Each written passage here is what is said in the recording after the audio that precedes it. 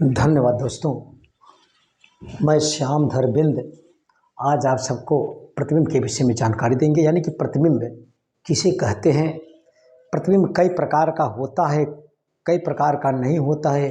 प्रतिबिंब में हमेशा वास्तविक प्रतिबिंब बनता है कि आभासी कब बनता है, आज हम पूरी जानकारी आपको देंगे। देखिए इधर प्रतिबिंब यानी कि प्रतिबिंब जी, प्रतिबिंब क्या है? प्रतिबिंब जिसे अंग्रेजी में इमेज बोलते हैं, इमेज। यानी कि प्रतिबिंब किसे कहते हैं? प्रतिबिंब की हम जानकारी जब किसी वस्तु को दर्पण के सामने रख दिया जाता है तो उसकी आकृति दर्पण में प्राप्त हो जाती है, उसी आकृति को हम प्रतिबिंब कहते हैं। जब किसी वस्तु को दर्पण के सामने रख दिया जाता है तो उसकी आकृति दर्पण में प्राप्त हो जाती है, उसी आकृति को हम प्रतिबिंब कहते हैं। जैसे भाई आप जो शीशा देखते हैं, दर्पण देखते हैं, और दर्पण पर हमेशा एक साइड में होता तो है कांच, लेकिन जब कलई कर दिया जाए या लाल ऑक्साइड का पॉलिश कर दिया जाए तो वह दर्पण कहलाता है। पहले कोई कांच रहता है, कांच किसे कहते हैं बताया गया है। कांच यानी कि अगर कोनो तल है, कांच अगर हुआ, जैसे हम आपको एक एग्जांपल के तौर पर बता रहे हैं, जैसे कांच हुआ, मान लीजिए कांच है तो उसके एक साइड पॉलिश नहीं है। अगर कांच के एक साइड में कलई कर दिया जाए या लाल ऑक्साइड का लेप कर दिया जाए तो दर्पण कहलाता है। यदि उसी दर्पण के सामने किसी वस्तु को हम रखेंगे तो उस वस्तु की आकृति दर्पण में प्राप्त हो जाती है, तब उसकी आकृति को ही हम प्रतिबिंब कहते हैं। अब देखिए, यह तो हुआ प्रतिबिंब। प्रतिबिंब दो प्रकार का होता है, एक वास्तविक प्रतिबिंब और दूसरा आभासी प्रतिबिंब होता है। प्रतिबिंब कई प्रकार का होता है? प्रतिबिंब दो प्रकार का होता है। फर्स्ट पॉइंट, वास्तविक प्रतिबिंब।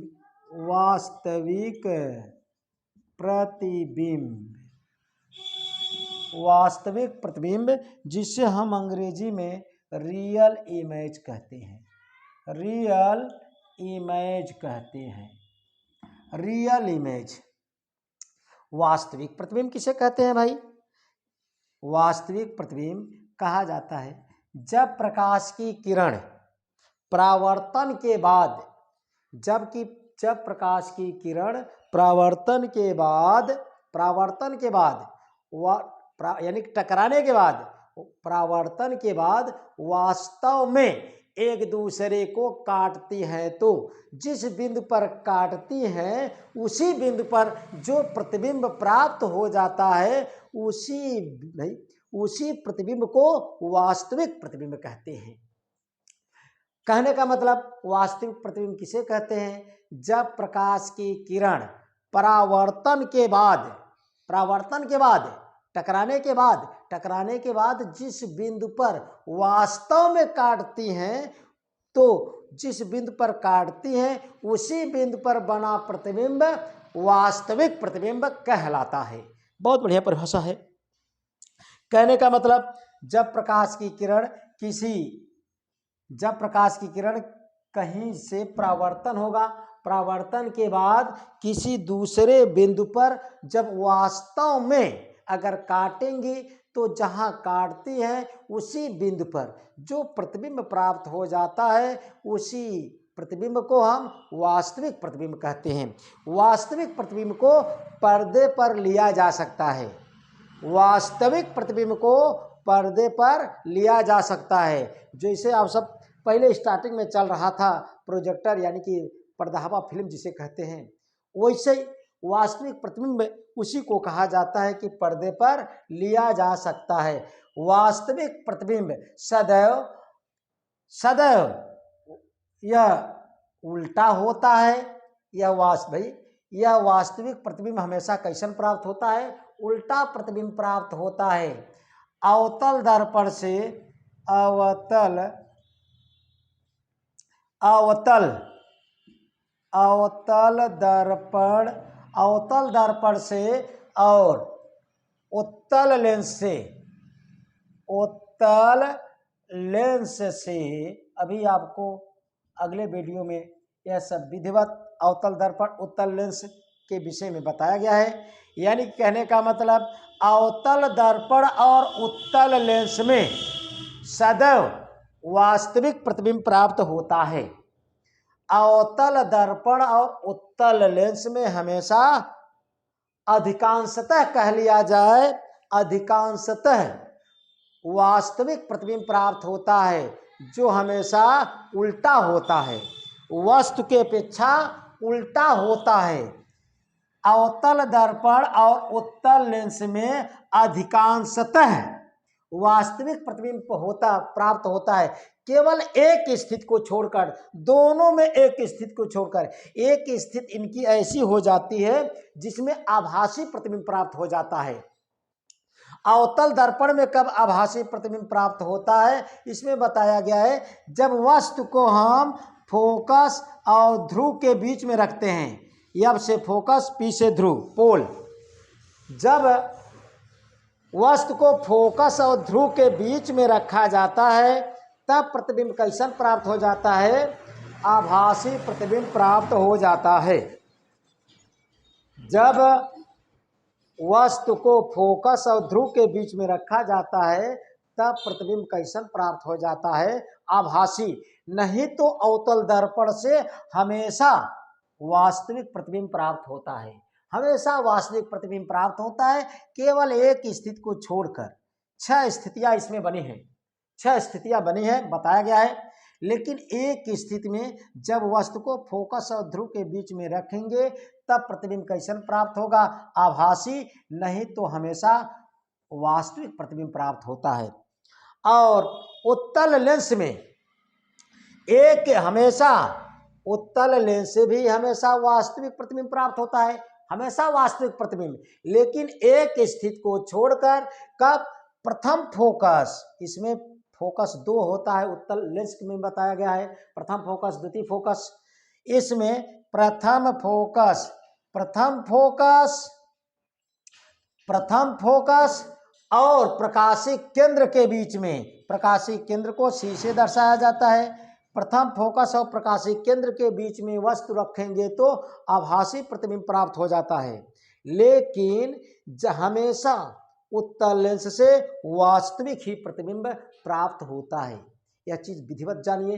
कहने का मतलब वास्तविक प्रतिबिंब किसे कहते हैं, जब प्रकाश की किरणें यानी कि परावर्तन के बाद किसी बिंदु पर यदि वास्तव में मिलती हैं तो उसी बिंदु पर बना प्रतिबिंब ही वास्तविक प्रतिबिंब कहलाता है। वास्तविक प्रतिबिंब को पर्दे पर लिया जा सकता है। वास्तविक प्रतिबिंब अधिकांशतः अवतल दर्पण और उत्तल लेंस से अधिकांशतः वास्तविक प्रतिबिंब प्राप्त होता है। और दोनों में केवल एक एक स्थितियों को छोड़कर, अवतल दर्पण में यदि हम वस्तु फोकस और ध्रुव के बीच में रखेंगे तो आभासी प्राप्त हो जाता है। उत्तल लेंस में यदि प्रथम फोकस और प्रकाशीय केंद्र के बीच में रखेंगे तो आभासी प्राप्त हो जाता है। यह था वास्तविक प्रतिबिंब की स्थिति। अब हम बताएंगे आपको आभासी प्रतिबिंब क्या है।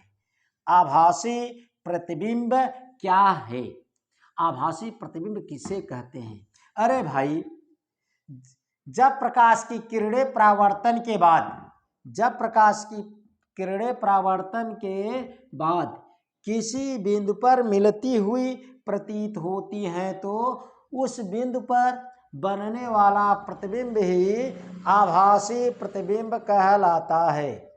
आभासी प्रतिबिंब, जिसे हम वर्चुअल इमेज बोलते हैं, वर्चुअल इमेज बोलते हैं। वर्चुअल इमेज, जब प्रकाश की किरणें परावर्तन के बाद किसी दूसरे बिंदु पर मिलती हुई प्रतीत होती है तो दूसरे बिंदु पर बनने वाला प्रतिबिंब ही आभासी प्रतिबिंब कहलाता है। आभासी प्रतिबिंब को पर्दे पर प्राप्त नहीं किया जा सकता है। आभासी प्रतिबिंब को पर्दे पर प्राप्त नहीं किया जा सकता है। लेकिन आभासी प्रतिबिंब सीधा होता है। आभासी प्रतिबिंब सीधा होता है उत्तल दर्पण और अवतल लेंस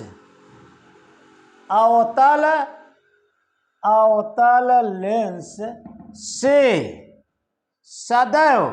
सदैव माने हमेशा सदैव आभासी प्रतिबिंब प्राप्त होता है। आभासी प्रतिबिंब प्राप्त होता है किससे भाई?